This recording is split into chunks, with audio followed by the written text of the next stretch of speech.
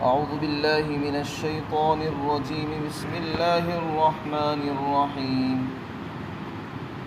نحن نقص عليك نبأهم بالحق إنهم فتية آمنوا بربهم وزدناهم هدى وربطنا على قلوبهم إذ قاموا فقالوا ربنا رب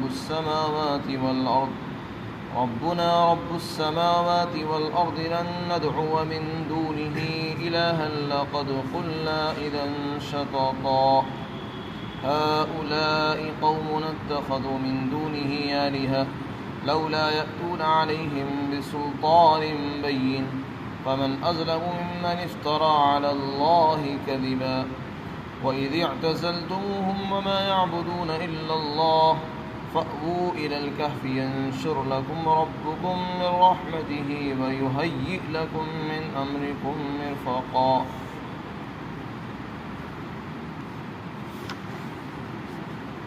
اور ہم آپ کے سامنے ان کا ٹھیک واقعہ بیان کرتے ہیں. یقیناً وہ چند نوجوانوں کی جماعت تھی جو اپنے پروردگار پر ایمان لائے اور ہم نے ان کی ہدایت میں اضافہ کیا اور ہم نے ان کے دلوں کو مضبوط کر دیا. جس وقت وہ کھڑے ہوئے اور انہوں نے کہا ہمارا رب تو وہی ہے جو آسمانوں اور زمین کا رب ہے اور ہم اللہ کے سوا کسی کو بھی خدا نہیں بنائیں گے. اگر ہم نے ایسا کیا تب تو ہم ایک بہت ظلم اور زیادتی کی بات کرنے والے ہو جائیں گے. اور یہ ہماری قوم کے لوگ ہیں، انہوں نے اللہ کے سوا بہت سے خدا تجویز کیے ہیں. یہ اس پر کوئی واضح دلیل کیوں نہیں لے کر آتے؟ اور جو شخص اللہ پر جھوٹا بہتان باندھتا ہے اس سے بڑا ظالم کون ہوگا؟ اور انہوں نے آپس میں کہا کہ جب تم، اور ان لوگوں کے بارے میں اللہ تعالیٰ نے فرمایا جب تم اپنی قوم کے لوگوں سے علیحدہ ہو گئے اور ان معبودوں سے بھی علیحدہ ہو گئے جن کی یہ لوگ عبادت کرتے ہیں اللہ کے سوا، تو تم ایک غار کے اندر پناہ لو، تمہارا پروردگار تمہارے لیے اپنی رحمت کو پھیلا دے گا اور تمہارے لیے اللہ تعالیٰ آسانیاں مہیا فرمائے گا تمہارے معاملے کے اندر. یہاں پر اللہ تعالیٰ نے اصحاب کہف کے واقعے کو ذکر فرمایا. جیسا کہ پہلے بھی عرض کیا گیا، اصحاب کہف کا کچھ قصہ پچھلی آیات میں آیا اور اس کا کچھ باقی حصہ یہاں پر ہے.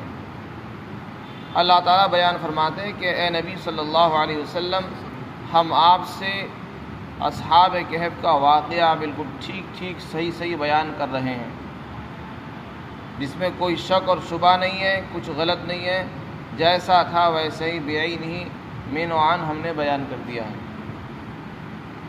ان کا کیا واقعہ ہے؟ مفسرین نے لکھا ہے کہ ایک بادشاہ تھا جس کا نام تھا دقیانوس. وہ ظالم اور مشرک بادشاہ تھا اور اس کی قوم کے لوگ بت پرستی میں مبتلا تھے. یہ چند نوجوان تھے جو شہزادے تھے اور بادشاہوں کی اولاد تھے، سرداروں کی اولاد تھے. یہ اپنی قوم کے ساتھ کسی دن نکلے اور انہوں نے دیکھا کہ قوم کے لوگ شرک اور بت پرستی کے اندر مبتلا ہے. ان کے اس عمل سے ان کو بہت ناگواری ہوئی اور یہ وہاں سے علیحدہ ہو گئے. اور علیحدہ جب ہوئے تو سب ایک کر کے ایک درخت کے نیچے جمع ہونے لگے. ایک درخت کے نیچے آیا، بیٹھ گیا، دوسرا آیا، پھر تیسرا آیا، ایک کے بعد دوسرے آتے رہے اور جمع ہو گئے. اور کسی نے کسی سے کچھ نہیں کہا، کیونکہ ہر آدمی ڈرا ہوا تھا کہ اگر ہم نے اپنے بارے میں کسی کو بتایا تو ہماری شکایت ہو جائے گی اور بادشاہ ہمیں گرفتار کر لے گا. کچھ ہی دیر کے بعد ایک شخص نے پوچھا کہ ہم لوگ جو یہاں جمع ہوئے ہیں، سب سے پہلے تو ہر آدمی یہ بتائے کہ یہاں کیوں آئے. تو ایک نے کہا کہ میں تو اس لیے آیا ہوں کیونکہ میں اپنی قوم کو دیکھ رہا ہوں کہ وہ ظالم ہے، وہ باطل مذہب پر ہے، ان کا مذہب صحیح نہیں ہے اور صحیح تو مذہب تو توحید ہے، اللہ کو ایک ماننا، اور شرک اور بت پرستی یہ غلط چیز ہے، میں اس کو صحیح نہیں سمجھتا ہوں۔ دوسروں نے بھی اس کی تائید کی کہ ہاں میں بھی اسی لیے آیا ہوں، تیسرے نے بھی کہا کہ ہاں میں بھی اسی لیے آیا ہوں کہ ہماری قوم کا جو مذہب ہے وہ غلط ہے، اور صحیح مذہب یہی ہے کہ اللہ ایک ہے اور توحید ہی صحیح سچا مذہب ہے، اللہ کو ایک ماننا، رسول اللہ کی اطاعت کرنا۔ غرض یہ کہ ان کے دلوں میں اللہ نے ایمان کو راسخ اور مضبوط فرما دیا، اور ان کے دلوں میں اللہ نے ایمان کو پیدا فرما دیا، ان کو ہدایت ہو گئی اور ان کی آنکھیں کھلی کہ ہاں یہ غلط ہے اور صحیح مذہب تو ایک اللہ کو ماننا ہے۔ بادشاہ نے ان کو بلایا، انہوں نے اپنی پوری بات رکھی، اور بادشاہ کو یہاں تک کہ انہوں نے دعوت بھی دی۔ بادشاہ نے ان کو سمجھایا کہ دیکھو یا تو واپس آ جاؤ، اور تمہارے پاس ابھی مہلت ہے، کچھ دن کا تمہیں وقت دیا جا رہا ہے، غور و فکر کر لو، سوچ لو۔ لیکن انہوں نے بادشاہ کو بھی دعوت دی۔ اللہ تعالیٰ فرماتے ہیں ہم نے ان کے دلوں کو مضبوط کر دیا تھا۔ بادشاہ سے بات کرنے کی ہمت عام طور سے لوگوں میں نہیں ہوتی، لیکن جب آدمی کے دل میں ایمان مضبوطی کے ساتھ آتا ہے اور اللہ کی ذات پر، اس کی قدرت پر انسان کو یقین ہوتا ہے، تو پھر بادشاہ تو بادشاہ، دنیا کی بادشاہتیں اس کے سامنے ہیچ اور بیکار ہو جاتی ہیں، ان کی کوئی قیمت نہیں ہوتی جب اللہ کی قیمت اس کے سامنے ہوتی ہے۔ جب اللہ کی قدرت دلوں میں اتر جاتی ہے تو پھر دنیاوی بادشاہوں کے دبدبے اور ان کی عظمت دلوں سے نکل جاتی ہے، اور جن کے دلوں میں دنیا کی عظمت اور بڑائی آتی ہے، ان کے دلوں سے ایمان کی اور اللہ کی عظمت اور بڑائی، اللہ کا ڈر اور خوف نکل جاتا ہے۔ تو یہ دستور ہے۔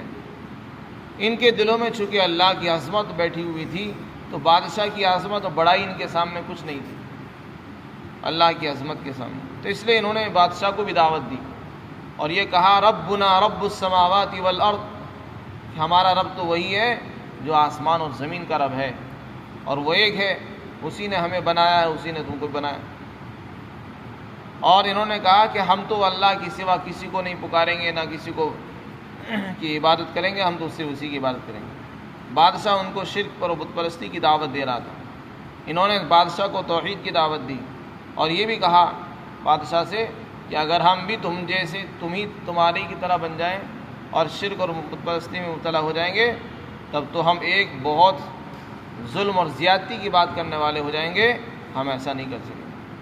اور یہ کہا کہ ہماری قوم، پھر یہ لوگ، ان لوگوں کو جب بادشاہ نے موقع دے دیا کہ دیکھو تمہیں مہلت ملتی ہے تھوڑے دن کی، تھوڑے دن سوچ لو، یا تو واپس آ جاؤ ورنہ پھر تم کو سزا ملے گی۔ یہ مہلت ان کو ملنی تھی، یہ مہلت ان کے لیے مفید ثابت ہوئی، چنانچہ انہوں نے آپس میں مشورہ کیا کیا کرنا چاہیے۔ تو یہ آپس میں کہنے لگے کہ یہ ہماری قوم کے لوگ تو بہت سے خداؤں کو تجویز کیے ہوئے ہیں، انہوں نے بہت سے خدا بنا رکھے ہیں اللہ کے علاوہ، اگر یہ سچے مذہب پر ہوتے تو اس پر دلیل پیش کرتے، ان کو دلیل لانی چاہیے، کوئی واضح دلیل پیش کریں، لیکن ان کے پاس کوئی دلیل نہیں ہے، اور اللہ پر جھوٹی تہمت لگانا، بہتان باندھنا، اس سے بڑا ظلم اور کیا ہو سکتا ہے، لہذا یہ ہماری قوم کے لوگ غلط ہیں۔ تو انہوں نے مشورہ کیا کہ یہاں اگر ہم رہیں گے تو پکڑے جائیں گے، اس لیے بہتر مناسب یہی ہے کہ یہاں سے نکل جاؤ۔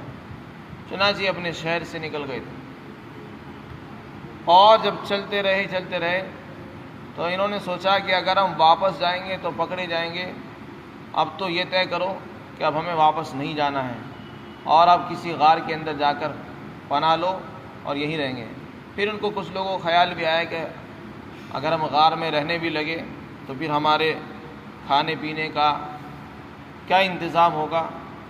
تو دوسرے ساتھیوں میں سے ایک نے کہا کہ جس ذات کے لیے ہم نکلے ہیں وہ ہمارے لیے آسانی بھی پیدا کرے گا، ہمارے کاموں کا آسان بھی بنائے گا۔ تو جب انسان کے دل میں ایمان آتا ہے، اللہ کی ذات پر توکل ہوتا ہے، تو پھر اس کے لیے ساری چیزیں آسان ہو جاتی ہیں۔ چنانچہ وہ اسی غار کے اندر چلے گئے، وہ ایک غار تھی، اندر سے بہت کشادہ تھی، اور اس میں جا کر لیٹ گئے۔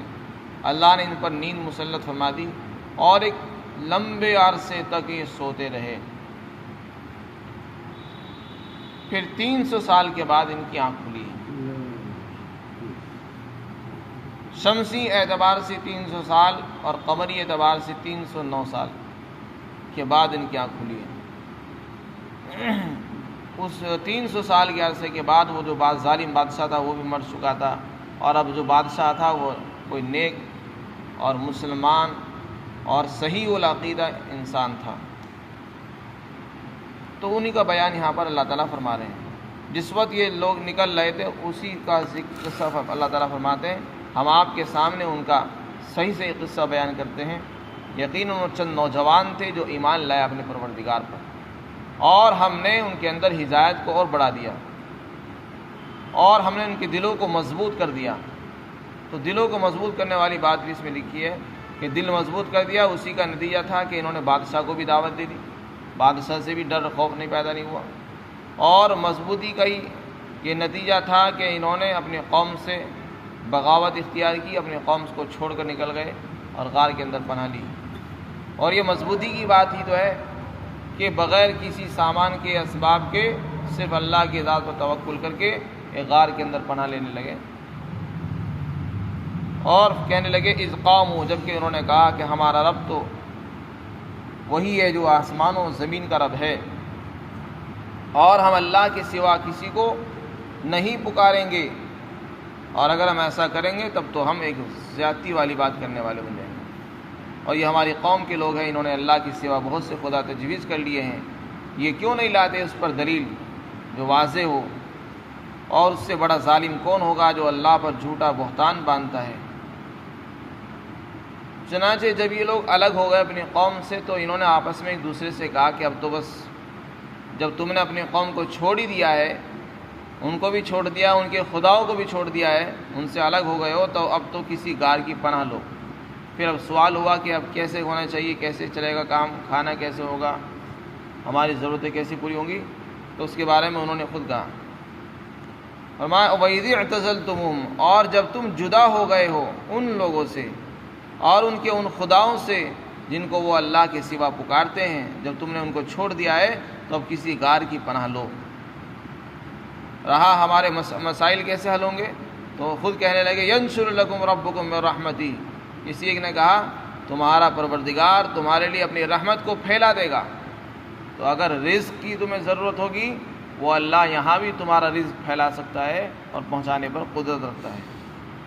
وَيُهَيِّئْ لَكُمْ، اور تمہارے لیے مہیا کر دے گا، یعنی فراہم کر دے گا، تمہارے لیے آسانی فراہم کر دے گا تمہارے معاملے کے اندر، تمہارے جتنے بھی کام ہیں۔ مثلا ظالم بادشاہ سے جان بچ گئی، جان کی بھی حفاظت ہو گئی اور بدن بھی محفوظ ہو گیا، 300 سال تک وہاں رہے، اس میں کوئی دقت نہیں آئی، اور ظالم بادشاہ وہاں تک نہیں پہنچ سکا، ایمان بھی محفوظ ہو گیا۔ تو بہت سارے اسباب اللہ تعالیٰ نے ان کے لیے مہیا فرمائے اور فراہم کر دیے۔ تو یہاں پر اللہ تعالیٰ نے ان کا بیان فرمایا۔ آگے ارشاد فرماتے ہیں وَتَرَى الشَّمْسَ إِذَا طَلَعَتْ تَزَاوَرُ عَنْ كَهْفِهِمْ، جس غار کے اندر یہ انہوں نے پناہ لی تھی وہ غار بھی کچھ عجیب تھی۔ اللہ تعالیٰ نے ان کی حفاظت کا ایسا انتظام فرمایا کہ ان کے اوپر، ان کے جسم پر دھوپ نہ پڑ سکے۔ دھوپ سے بچانے کے لیے اللہ تعالیٰ نے سورج کو بھی مسخر فرما دیا تھا کہ سورج صبح کو جب نکلتا تھا تو ان کی غار کے منہ سے دائیں طرف کو ہٹ کر گزرتا تھا، اور جب شام کے وقت ڈوبتا تھا تو بائیں جانب کو کترا کر نکل جاتا تھا، کہ کسی طریقے سے سورج کی کرنیں اور اس کی دھوپ اندر تک نہ پہنچے، ان کے جسموں پر نہ پہنچے، تاکہ انہیں نقصان نہ ہو۔ تو اس طریقے سے اللہ تعالیٰ نے ان کے بدن کو بھی محفوظ رکھا۔ فرمایا وَتَرَى الشَّمْسَ، اور آپ دیکھیں گے سورج کو، اور اے مخاطب تو سورج کو دیکھے گا جب وہ نکلتا ہے تو ان کی غار سے دائیں جانب کو وہ ہٹ کر گزرتا ہے، اور جب وہ ڈوبتا ہے تو وہ بائیں جانب کو کترا کر چلا جاتا ہے۔ وَهُمْ فِي فَجْوَةٍ مِّنْ، اور وہ لوگ غار کے ایک کشادہ حصے کے اندر ہیں، یعنی جس غار کے اندر وہ گئے تھے وہ اندر سے بہت کشادہ تھی، اس کے اندر انہوں نے آرام کیا۔ ذَلِكَ مِنْ آیَاتِ اللّہ، یہ اللہ کی نشانیوں میں سے ایک نشانی ہے۔ مَن يَهْدِ اللّٰهُ فَهُوَ الْمُهْتَدِ، وَمَن يُضْلِلْ فَلَن تَجِدَ لَهُ وَلِيًّا مُرْشِدًا۔ آگے ارشاد فرمایا اللہ جس کو ہدایت دیتا ہے وہی ہدایت پاتا ہے، اور جس کو اللہ گمراہ کر دیتا ہے تو آپ اس کے لیے نہ کوئی مددگار پائیں گے اور نہ کوئی رہنمائی کرنے والا پائیں گے۔ اس آیت شریفہ میں اشارہ ایک طرف اصحاب کہف کی طرف ہے کہ دیکھو یہ اصحاب کہف بڑے بڑے بادشاہوں کی اولاد تھی، ظالم بادشاہ کے چنگل سے، اس کے پنجوں سے نکل کر آئے تھے، اللہ نے ان کو ہدایت دی، ورنہ یہ پہلے یہ خود بھی بت پرستی کے اندر مبتلا تھے، لیکن جب اللہ کی طرف سے ہدایت ملی ہے تو یہ کیسے وہاں سے نکل کر آئے ہیں۔ صحیح بات یہ ہے کہ جب اللہ کی طرف سے ہدایت ملتی ہے، جس کو ملتی ہے وہی ہدایت پاتا ہے، اور جس کو اللہ ہدایت نہیں دیتا اس کو ہدایت نہیں ملتی، کوئی اس کو ہدایت نہیں دے سکتا۔ اور جس کو اللہ گمراہ کر دے پھر آپ اس کے لیے نہ کوئی مددگار پائیں گے نہ کوئی اس کو راستہ بتانے والا ملے گا۔ اسی طرح مکہ والوں کی طرف بھی اس میں اشارہ ہے کہ مکہ والوں نے اصحاب کہف کا قصہ تو معلوم کیا، یہود مدینہ کے یہودیوں نے آپ سے یہ سوال کروایا کہ آپ یہ ان لوگوں کا واقعہ بتائیں جو کسی زمانے کے اندر غار کے اندر چھپ گئے تھے، حالانکہ انہیں معلوم ہے لیکن خود ایمان نہیں لاتے۔ اس کی وجہ یہی ہے کہ اللہ کی طرف سے توفیق نہیں ملی ہے۔ تو اللہ جس کو ہدایت دیتا ہے وہی ہدایت پاتا ہے۔ یہود مدینہ کو بھی معلوم تھا قصہ، مکہ والوں کو بھی معلوم ہو گیا، آپ نے بھی بتا دیا، اور پھر بھی ایمان نہیں لائے، یہ ضد اور ہٹ درمی تھی۔ تو آپ ان کے لیے کسی مددگار کو نہیں پائیں گے اور نہ کوئی رہنمائی کرنے والا آپ کو ملے گا۔ پھر آگے انہی کے متعلق آگے ارشاد فرمایا وَتَحْسَبُهُمْ أَيْقَاظًا وَهُمْ رُقُودٌ وَنُقَلِّبُهُمْ ذَاتَ الْيَمِينِ وَذَاتَ الشِّمَالِ وَكَلْبُهُمْ بَاسِطٌ ذِرَاعَيْهِ بِالْوَسِيطِ لَوِ اطَّلَعْتَ عَلَيْهِمْ لَوَلَّيْتَ مِنْهُمْ فِرَارًا وَلَمُلِئْتَ مِنْهُمْ رُعْبًا۔ اصحاب کہف جو اندر غار کے اندر تھے، اللہ نے ان کی جسموں کو کیسے 300 سال تک بچا کر رکھا، نہ وہ گلا ہے نہ سڑا ہے، اور اتنے لمبے عرصے تک آدمی پڑا رہے تو بیمار پڑ جاتا ہے، گل جاتا ہے، کیڑے مکوڑے اس کو کھا لیتے ہیں، اور دھوپ سے وہ جو خراب ہو جاتا ہے، لیکن ان کے اندر کوئی تعفن اور بدبو پیدا نہیں ہوئی اور حفاظت رہی۔ تو ایک تو حفاظت کا انتظام یہ ہوا کہ سورج کی کرنیں اندر نہیں پہنچتی تھی، سورج نکلتے وقت اور ڈوبتے وقت غار کے منہ سے کترا کر نکلتا تھا۔ دوسرا انتظام یہ فرمایا، اللہ تعالیٰ فرماتے ہیں کہ کوئی وہاں پہنچ نہیں سکتا تھا۔ اللہ تعالیٰ نے ان کو ایسا بنا دیا کہ لوگ دور سے دیکھ کر ہی دہشت کھا کر بھاگ جاتے تھے۔ فرمایا آپ مخاطب اگر تم ان کو دیکھتے تو ایسا معلوم ہوتا کہ وہ جاگ رہے ہیں، ان کی آنکھیں کھلی کی کھلی ہوئی تھی، اور دیکھنے والوں کو ایسا معلوم ہوتا جیسے جاگ رہے ہوں، اور ڈراؤنی تھی، ناخن لمبے لمبے ہو گئے تھے، بال بڑے بڑے، مفسرین نے کہا کہ ان کے بال بہت بڑے بڑے تھے، یعنی ایسی شکلیں ان کی ہو گئی تھی کہ دور سے دیکھنے والا اگر دیکھتا تو دیکھ کر فوراً بھاگ جاتا۔ یا تو وہ غار کو وحشتناک تھی، یا ان کی شکلیں ایسی بنا دی گئی تھی کہ دور سے ہی انسان بھاگ جاتا تھا۔ وَتَحْسَبُهُمْ أَيْقَاظًا، قرآن نے فرمایا کہ تم ان کو بیدار سمجھو گے کہ وہ بیدار ہیں، جاگ رہے ہیں، وَهُمْ رُقُودٌ، حالانکہ وہ سوئے ہوئے تھے۔ تو سوئے ہوئے کو اللہ تعالیٰ نے ایسا بنا دیا تھا کہ دیکھنے والوں کو وہ جاگتے ہوئے نظر آتے تھے، اور ان کی شکلیں دیکھ کر انسان فرار اختیار کرتا تھا۔ پھر آگے ایک اور انتظام فرمایا اللہ تعالیٰ نے کہ مٹی ان کے جسم کو نہ کھا جائے، تو ان کو کروٹیں دیا کرتے تھے۔ وَنُقَلِّبُهُمْ، اور ہم ان کو کروٹیں دیتے ہیں، دائیں طرف اور بائیں جانب، کبھی دائیں طرف کو کروٹ دے دی، کبھی بائیں جانب، تاکہ ایک ہی سمت پر پڑے مٹی ان کو نہ گلا دے اور ان کے جسم خراب نہ ہو جائیں۔ تو اس طریقے سے اللہ تعالیٰ ان کو کروٹیں بھی دیا کرتے تھے۔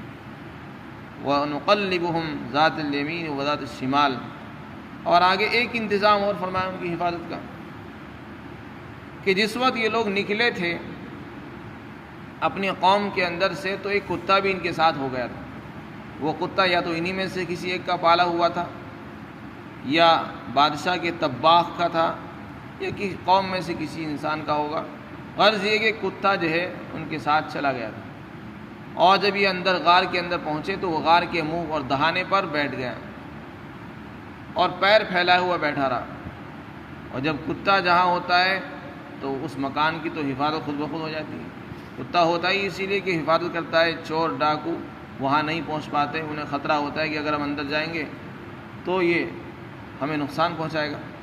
تو اللہ تعالیٰ نے کتے کے ذریعے سے بھی ان کی حفاظت کا انتظام فرمایا۔ کتے کی جو بیٹھک تھی وہ ایسی تھی کہ دیکھنے والوں کو ایسا محسوس ہوتا کہ جیسے کہ وہ کسی شکار کے انتظار میں بیٹھا ہے، حالانکہ وہ بھی سویا ہوا تھا۔ وَقَلْبُهُمْ بَاسِطٌ ذِرَاعِهِ بِالْوَسِيدِ، اور ان کا جو کتا تھا وہ اپنے ہاتھ پھیلائے ہوئے تھا دہلیز پر۔ تو اس طرح ہاتھ پھیلا ہوا کتا بیٹھا ہے جیسے کہ وہ کسی چیز کے انتظار میں ہو، تو دور سے دیکھنے والا آدمی ہمت نہیں کرتا تھا وہاں اندر آنے کی۔ تو اس طریقے سے اللہ نے کئی کئی انتظامات فرمائے ان کی بدن کی حفاظت کے، ان کا ایمان بھی محفوظ ہو گیا، ان کی جان بھی بچ گئی، اور اللہ تعالیٰ کا جو مقصد تھا اتنے لمبے عرصے کے بعد اٹھانے کا وہ بتا دیا گیا تھا کل، کہ اصل چیز اس واقعے سے یہ بتانا مقصود ہے کہ ہم مردوں کو کیسے زندہ کرتے ہیں۔ جو لوگ اس بات کو ناممکن سمجھتے ہیں اور یہ سمجھتے ہیں کہ ایسا ناممکن ہے، ایسا ہونے والا نہیں ہے کہ مردے قبروں سے اٹھیں گے، دوبارہ زندہ ہو جائیں گے، کھڑے ہو جائیں گے، ایسا کیسے ہوگا؟ ایسے لوگوں کو سمجھانے کے لیے اللہ تعالیٰ نے یہ واقعہ ظاہر کرایا تھا، اور یہ نوجوان 300 سال کے بعد اٹھے ہیں تو لوگوں کو دکھایا کہ دیکھو جو ذات اتنے لمبے عرصے کی نیند دینے کے بعد دوبارہ اٹھا سکتی ہے وہ مردوں کو دوبارہ کیوں نہیں اٹھا سکتی؟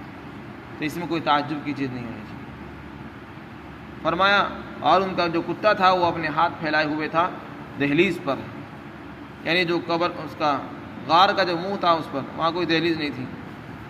آگے ارشاد فرمایا لَوِ اطَّلَعْتَ عَلَيْهِمْ، اگر تو ان کو جھانک کر دیکھتا تو ان کی طرف سے منہ پھیر کر پیٹھ پھیر کر بھاگ جاتا، یعنی ایسی شکلیں ان کی تھی کہ دیکھتے ہی آدمی ڈر کر بھاگ جاتا تھا اور اندر جانے کی ہمت نہیں ہوا کرتی تھی۔ ایک تو آنکھیں ان کی ایسی کھلی ہوئی تھی، مفسرین نے لکھا کہ ان کے ناخن بڑے ہو گئے تھے، بال بڑے بڑے تھے، تو ایسی شکلیں تھیں کہ جس کی وجہ سے انسان دیکھ کر ہی بھاگ جاتا تھا۔ وَلَمُلِئْتَ مِنْهُ رُعْبًا، اور ان کی طرف سے تیرے اندر رعب بھر جائے گا۔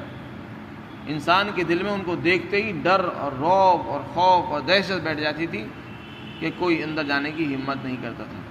تو اس طریقے سے اللہ تعالیٰ نے ان کی حفاظت کا انتظام فرمایا۔ تو اس واقعے سے پتہ چلا کہ جب آدمی اللہ کے لیے قربانی دیتا ہے اور گھر بار بھی چھوڑتا ہے، اپنے قوم کو انہوں نے چھوڑا، گھر بھی چھوڑ دیا، اور صرف اللہ کی ذات پر توکل کر کے نکل گئے، ان کے ساتھ کچھ نہیں تھا، نہ کوئی مکان تھا، نہ جائیداد تھی، نہ رزق کا کوئی انتظام تھا، تو اللہ نے ان کی حفاظت کا کیسے انتظام فرمایا۔ ان کی جان بھی محفوظ رہی، ایمان بھی محفوظ رہا، اور ایک لمبے عرصے تک اللہ نے ان کو سلایا بھی ہے۔